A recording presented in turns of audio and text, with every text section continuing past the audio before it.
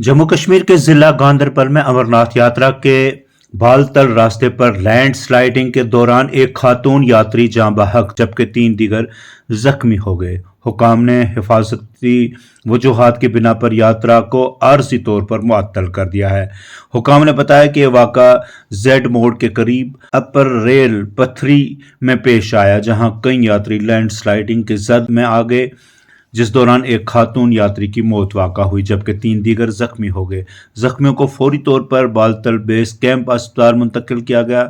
जाँ बहक खातून की शनाख्त सोना बाई ज़ौजा दाराराम साकिन राजस्थान के तौर पर हुई है। उधर हुकाम का कहना है कि आज किसी भी नए यात्री काफिले को जम्मू से गुफा की तरफ रवाना होने की इजाज़त नहीं दी जाएगी। यह फैसला रास्ते में लैंड स्लाइडिंग और शदीद बारिशों के पेश नज़र किया गया है।